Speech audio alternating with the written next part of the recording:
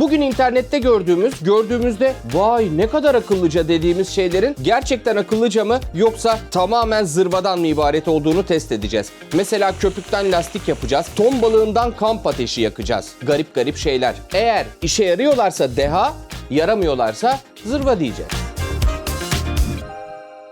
Deha mı zırva mı çekeceğiz bugün? Deha mı zırva mıyı? Benim eski abonelerim bilir, bayağıdır yapmıyorduk. Format şu arkadaşlar. İnternette böyle garip videolar oluyor. Do it yourself, işte life hack'ler falan filan. Mesela o hayat bilgilerini, hayat hilelerini daha doğrusu yapmak mantıklı mı yoksa uğraşmaya değmez mi? Gidip nalburdan 2 liralık aletle çözebilir miyiz? İşte buna bakacağız. Çok güzel deha mı zırva mı maddelerimiz var. Çoğu sizden geldi. Aşağıdaki Instagram hesabıma şuradan görüyorsunuzdur herhalde. Oradan Instagram'dan beni takip edebilirsiniz. Çok güzel reelsler de yapıyorum son dönemlerde. Shorts'lara da kayarız yavaş yavaş. Şimdi bakalım internette gördüğümüz şeyler gerçekten işe yarıyor mu yaramıyor mu? Sekom hatırlar mısın? Onu şeye çevirmişler. Şişe açma olayına çevirmişler. O ritimde. O ritimde tıs yapıyor, bıçakla açıyor. Bilmiyorum ya. O bana bir garip geldi. Yani vurmasan ne olur? Ama şişelerin ağzı hep kırılıyor benim gördüğüm. Evet. Yani alıp şişeyi dökmek gerekiyor. Ama yani yandan vurmasan ne olur ki? Belki önce bir gazını şey yapıyordur abi. Gazını alıyorsun bir. Deneyelim. Yani bence vursak da vurmasak da fark etmez ama göreceğiz. Tak tak tak tak tak. Hiç güven vermiyor bana Seko. Bir dakika. Ne olur ne olmaz. Evet abi cam yani sonuçta bu. Tak tak tak tak tak. Hadi.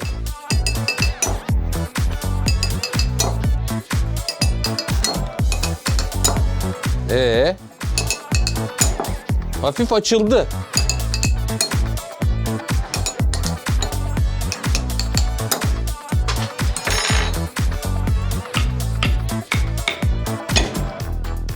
Gerçekten onlarınki gibi açıldı ama. Evet ama çok keskin, çok tehlikeli. Neyi de gazozumu açsam bir tane de? Deneyelim bakalım. Öyle bir kere de olmuyor zaten Seko.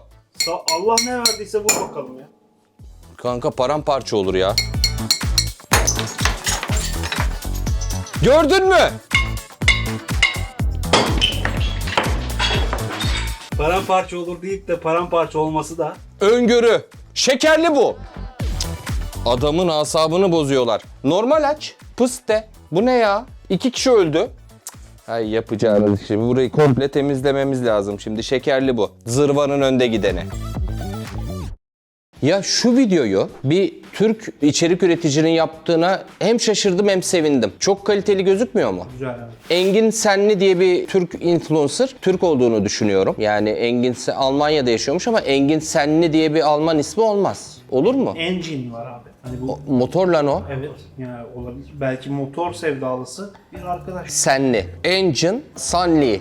Japon olabilir o zaman. Japon o zaman bu arkadaş. Şaka bir yana gerçekten tebrik ediyorum. Çok kaliteli bir kanal. Instagram'da karşıma çıktı. Şöyle bir şey yapıyor. Ton balığından ocak yapıyor Seko. Evet. Yani ton balığından dediğim konserve ton balığından ocak yapıyor. Ve ton balığı yanarken yenmez hale de gelmiyor. Çok beğendim. Bunu bir deneyeceğim. Yani o ton balığına konulan bozulmasın diye konulan yağ gerçekten yemeği ısıtır mı acaba? Musab'ın iç dünyası pespembe. Kaç renk bardak arasından aldın Musab bunu? Allah bayağı var. Yani gökkuşağı gibi en pembesini seçmiş. Tamam. Musab'ı kırmıyoruz. Şimdi ne yapıyor Engin? İnşallah açacağız. Açıyoruz şeyi. Ton balığını. Ondan sonra bir tuvalet kağıdını şöyle koyuyor. Yağını emdiriyor önce bir. Gördün mü nasıl emiyor Musab? Ondan sonra ikinci tuvalet kağıdını şöyle koyuyor. Onu da bir yağını emdiriyor. Ben sana bir şey söyleyeyim mi? Yağı emmesi de ayrı bir güzellik yalnız ha. Çok yağlı Ben oluyor. onu böyle şey yaparım. Üst kapağıyla basıp süzdürürüm. Süzülür işte burada onu da emdirmiş oluyorsun Musab. Tamam mı? Çakmağınız var mı? Sigara içen arkadaş olarak Serkan senden alayım. Montumda benim yanımda. O zaman Musab sen içmiyorsun ama Hep çakmak taşıyor. hep yanında çakmak taşır. İçmez ama sigara. Neyse şöyle koyuyorum. Ocağımızı da şey yaptık. Oğlum burası leş gibi kokacak ya.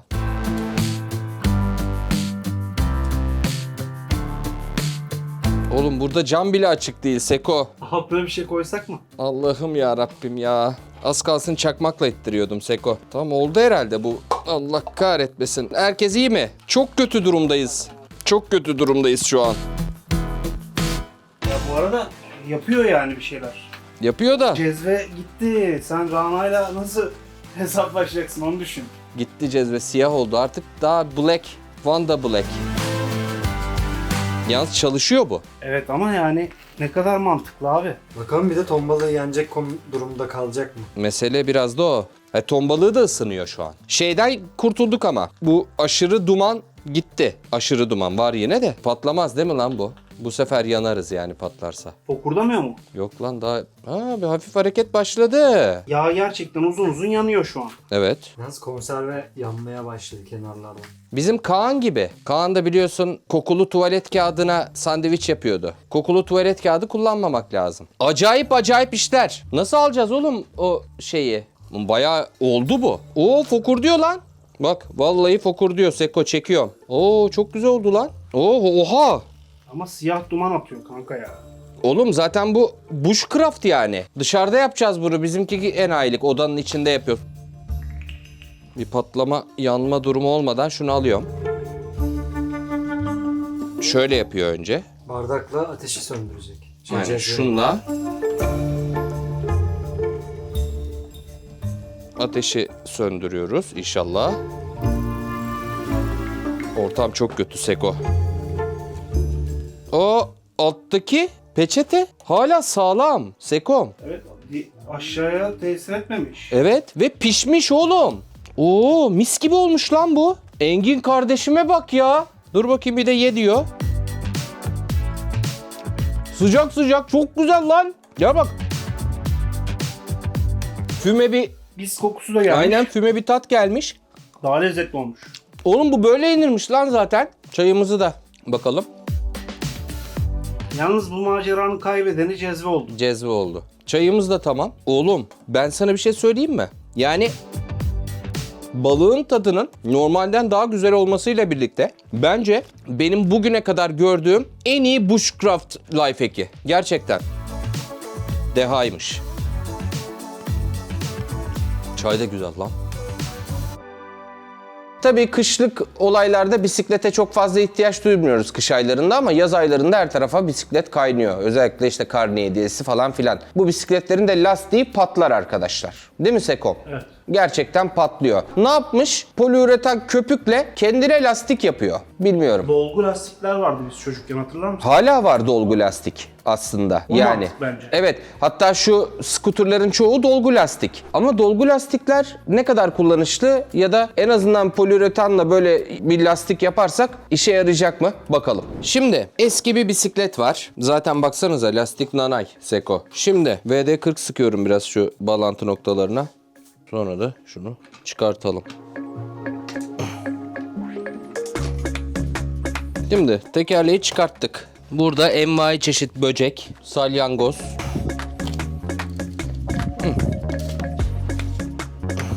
Şimdi bu kaldı elimizde Seko. Evet. Onu monte edeceğiz değil mi? Tekrar monte ediyoruz.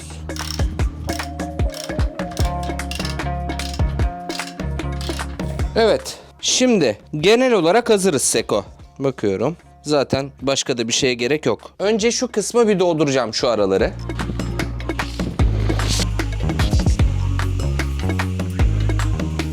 İnce çalışırım diyor ya. Evet evet, ama gel gör ki şurada bir fazlalıklar oldu ya. Her yere yapacağım ama işte bu döndürdükçe şey mi olacak acaba diye düşünüyorum Seko. Kopar diyelim. Evet, damlayacak mı aşağı? O yüzden az. Şu an yarış bisikleti lastiği gibi. Evet, gerçekten içi doldurmak lazım. Şimdi bunun kurumasını beklemek lazım. Bir gün geçti üzerinden. Bir koca gün anca kurudu. Şimdi şu kenarlarda bazılarının, bakın şurada görüyorsunuzdur, şeyler var. Şu hani frene çarpma olayı var. Onları hafifçe keseceğim. Düzleyeceğim yani. En azından sağa sola çarpmasın. Freni de söktük bu arada. Freni söktük tabii. Çünkü frene yapışırsa sıkıntı. Ne diyorsun? Bir lastik gibi duruyor mu sence? Ya biraz uğraşsan durur Seko. Ama Görüntüde evet. Yani görüntüde durur. Fakat pratikte ne olacağını göreceğiz. Ya sıkıntısı var bence. Ne kadar oldu? 24 saattir yaklaşık biz bununla uğraşıyoruz. Kurumasıydı, o suydu, bu suydu. Şu köpüğe verdik 50-100 lira. Aslında bir tane daha köpük olsa onu da kaldırır. Yani lastik ne kadardır? Şuraya yazalım. Bence ikinci el bir lastikle hemen hemen aynı maliyete geldi. Hem de bir lastik değil bu sonuçta. Bu yırtılır, kırılır. İşte dediğim gibi freni falan sökmek zorunda. Evet, Bir de aynen. pis bir şey abi. Çok pis bir şey. Ortalık battı. Adam videoda boyuyordu ya. Boyuyor. Bence gerek yok boyamamıza ya. Oluyor mu olmuyor mu ona bakıyoruz. Görsel tarafıyla ilgilenmiyorum şu an. Ya boyarsan siyah olur işte. Çok basit bir mantık. Ama ne kadar faydalı bilmiyorum ya. Bence bir deneyelim. Çok soğuk Sekom. Bak şöyle giderken bir sıkıntı yok gibi. Ama şimdi alalım. Üstüne bindim. O gitmiyor ki Seko.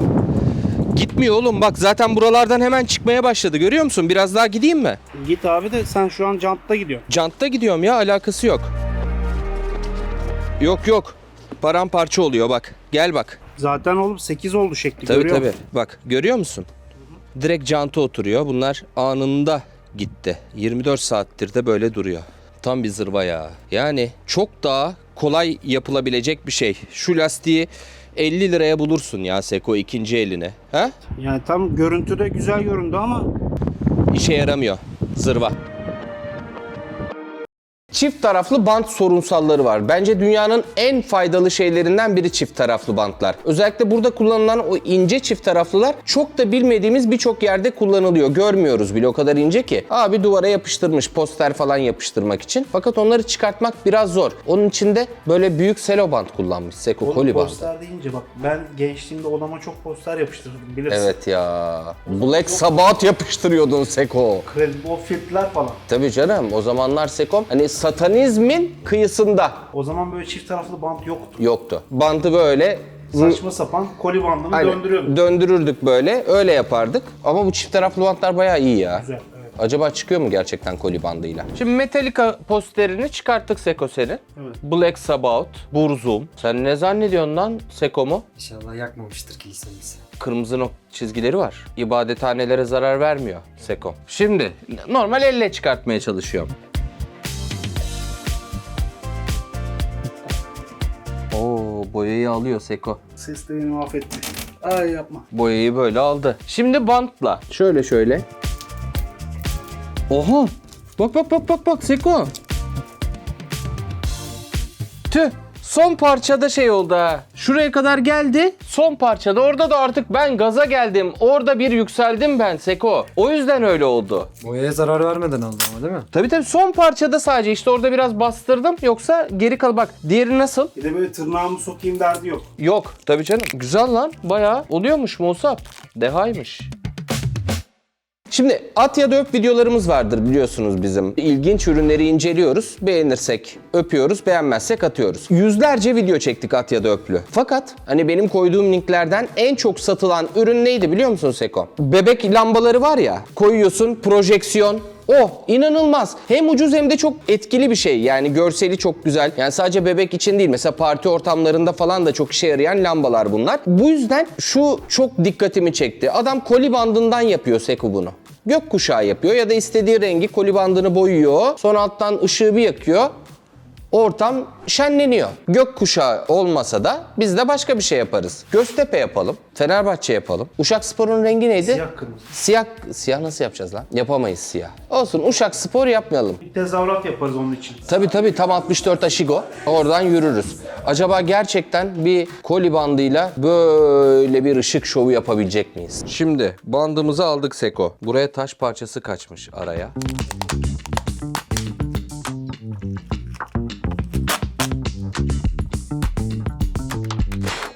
Şimdi böyle koyduk bunu. Değil mi? Güzel yapıştırdık. Bak. Netflix göndermişti. Başlıyorum kırmızıyla. Nasıl boyayacağım? Böyle boyuyor. Tek sıkıntı Boyamıyor mu? bant tutmuyor boyayı. Vallahi ne olacak çok merak ediyorum Seko. Sabun en sevdiği renk değil mi? Pembe. Yıllarca bu kanalda senin en sevdiğin renk konuşuldu abi. Bence bunu bana itelemeye gerek yok. Ama bugün sen Ben pembeyi sevmediğimi söylemedi ki. söylemedim ki. Tam tersi bunu her zaman her yerde gururla söylüyor Seko. Evet, şimdi bakalım şimdi ne oldu göreceğiz. Işıkları kapatalım mı?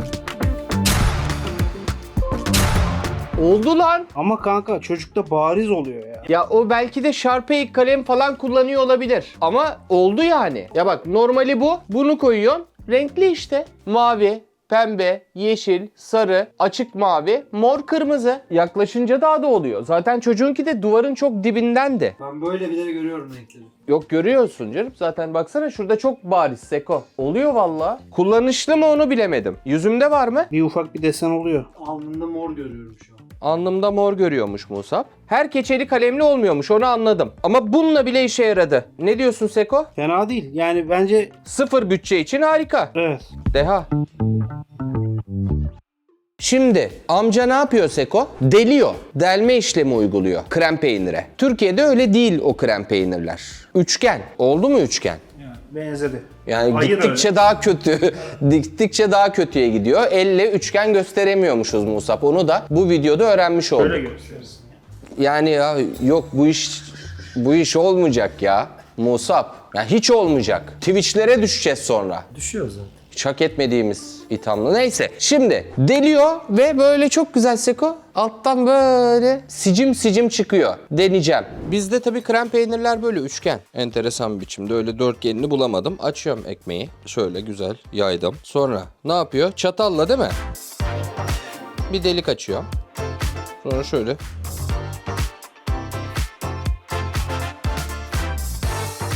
Pek olmadı galiba Seko. Ondaki gibi olmadı. Alakası yok. Yani tamam. Çıktı gerçekten. Ama bunu nasıl yaparsan yap. Abi bunun kolay açma şeyi var zaten ya. Ya şuradan arkadan açıp yapıştırıyorsun. Peki şöyle olsa Sekom. Çok yan yana delindi. Bir tane şöyle buraya, bir tane de şuraya. Hani iki ayrı uca yaptım. Yok.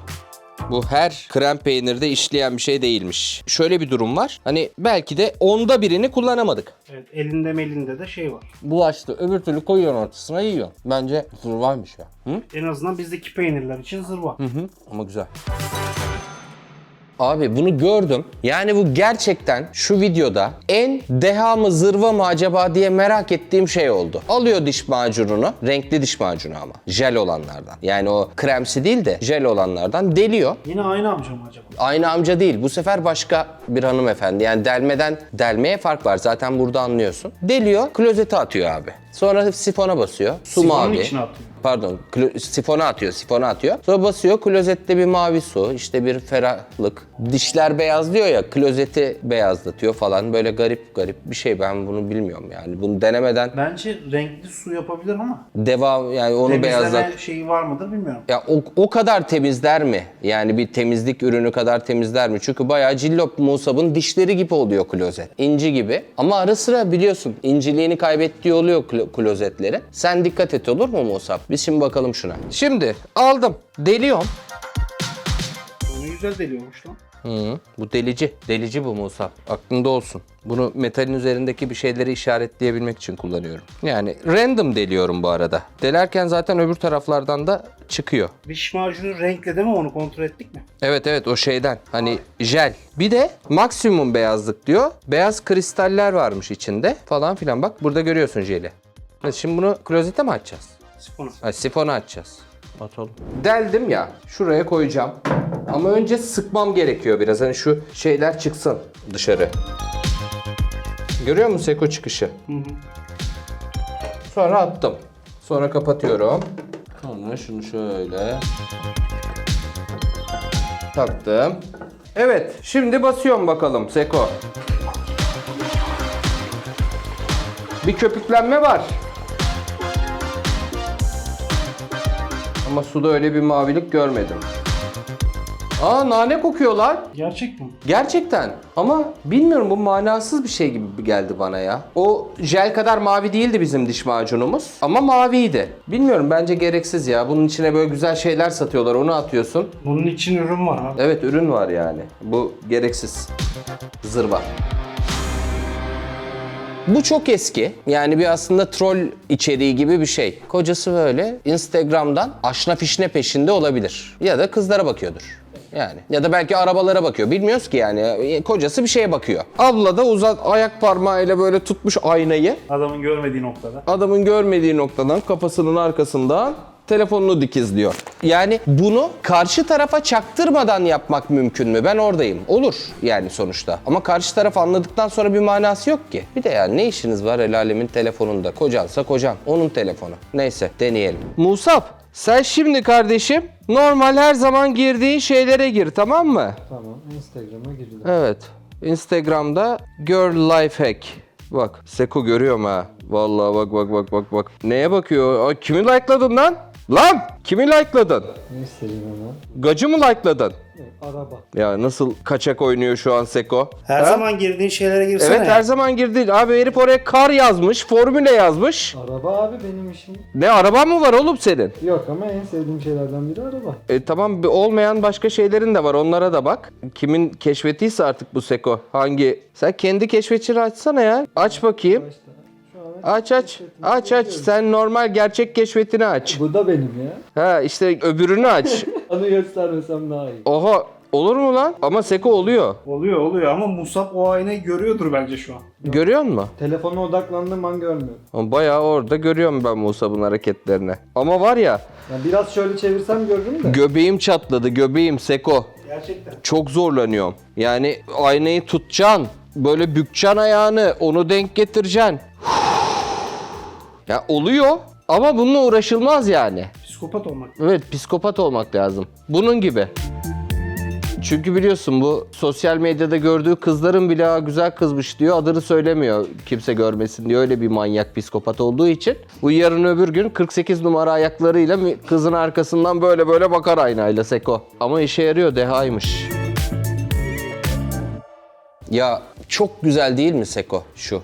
Ben yapmadan deha dedim buna. Değil mi? Kendi adıma öyle düşünüyorum. Evet yani çok güzel. Yani gerçi burada bir içki şişesi kullanmışlar. Biz içki şişesi kullanmayacağız. Yani adam şişeyi kırıyor. Sonra onu çerçeveliyor epoksiyle beraber. Yani usta olmak gerekiyor mu? Aslında mesele burada o. Epoksi çünkü ustalık gerektiren bir şey. Kolay bir şey değil. Nerede işe yarar bu sence? Unutulmaz bir geceden artan bir şişede mesela. Mesela atıyorum evlenme teklif ettim. Evet. Bir şarap açtım. Aynen. Atıyorum. Öyle bir şey oldu. Açmazsın da açtım diyelim. Yok canım.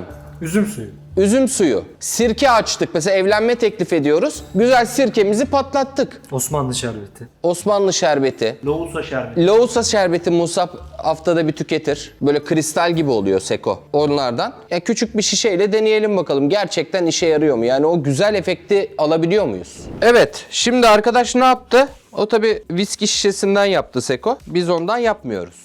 Ama böyle bir olay için böyle güzel bir şey kullanmak lazım. O yüzden bu maden suyunu, Perrier'in maden suyunu kullanıyoruz. Normal bir maden suyunun 4-5 katı fiyatında falan herhalde değil mi bu? Madem öyle şunu bir indirelim. İçeriz yani sonra. Dökmeyelim, yazık günah. Kulayla Beypazarı bundan bence daha güzel. Evet, gerçekten daha güzel. Şimdi ne yapıyor? Alıyoruz, kutu gibi bir şeye koyduk. Kırıldı mı? Yok. Ya bir taraftan etikete de zarar vermek istemiyorum. Oğlum maşallah. Oğlum bu niye kırılmıyor şimdi? Atacağım yere paramparça edeceğim ha. Allah! Oğlum bu 10 santimden yere düşse paramparça olur ya. Evet, farklı bir yöntem deniyoruz. Şimdi daha korkusuzca vurabileceğim. Oğlum bu şaka mı ya? Ha?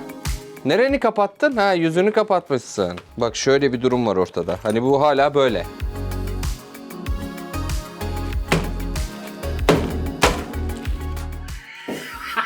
Sanki geriye bir şey kalmadı gibi. Düşmanıma vurur gibi vurdum Seko. Neyse. Şimdi. Bak şu güzel parça. Şöyle koydum. Tamam mı? Şunu şöyle koyalım. Hı? Ha çok güzel oldu lan. Şunu şöyle koyalım.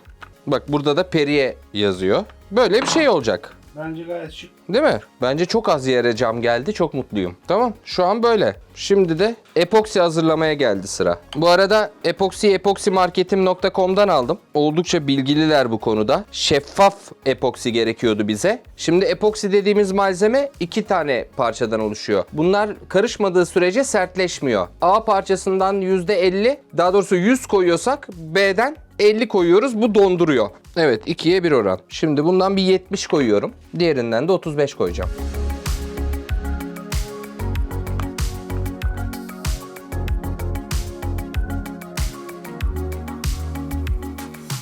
Epoksi harika bir malzeme ama gelin görün ki gerçekten pis iş yani. Çok dikkat etmek lazım. Ortalık batabilir bunu yaparken. Şimdi şöyle alıyorum ve üstüne döküyorum.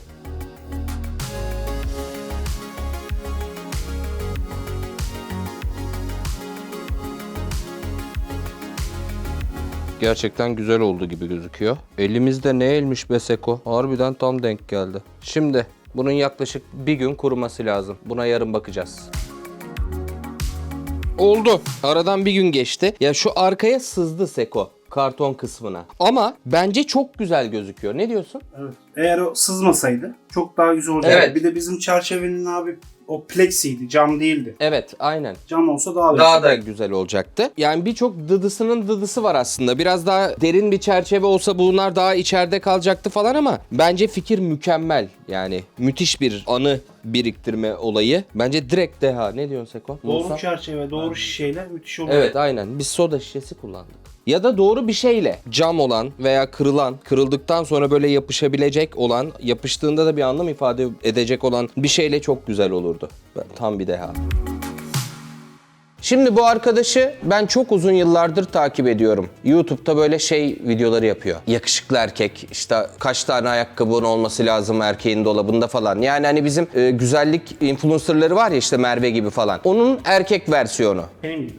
Aynen, Sekom'un. Aslında sen öyle bir kanal mı açsan ya? Çünkü çok tarz oldun son zamanlarda. Son zamanlarda çok tarz oldu Sekom. Bak ayak göster ayağı. Ya abi, bak nasıl tarzı? Tam yönetmen tarzı değil mi? Yalnız biraz önce kameranın arkasından ayağını şu kadar kaldırmaya çalıştı. Az kalsın Sekom büyük abdestini bırakıyordu. Neyse. Şimdi bu arkadaş ne yapıyor? Şurasına vazelin sürüyor. Doğru yere vazelin sürüyor. Sıkıntı yok. Şuraya sürüyor. Sonra parfümü üstüne sürüyor. Diyor ki 5 kat daha fazla gidiyor diyor parfüm böyle olunca. Ya şu an kullandığın parfüm ne kadar gidiyor? Yani 8 saat falan kokusunu alabiliyor. 3 gün falan gidiyor yani. Deneyelim. Vazelin geldi Seko. Musab, kullandın mı vazelin hiç? Kullandım arada bir. Nerede kullanıyor? Nerede abi?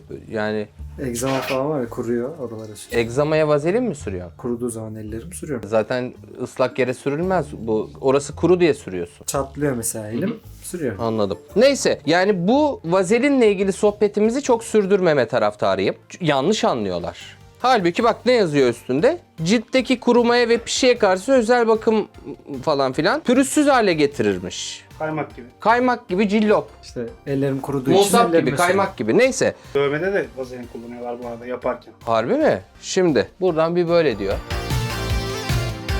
Bir de böyle. Normalde şu 8 saat falan gidiyor bende. Bunu ben 2-3 gün sonra artık size yapacağım. Duş alacağım mı bu sürede? Yok, 2 gün almayacağım. Duşa kadar normalde durmuyor zaten değil mi? Yok canım, akşama kalmaz. 40 saat durması lazım.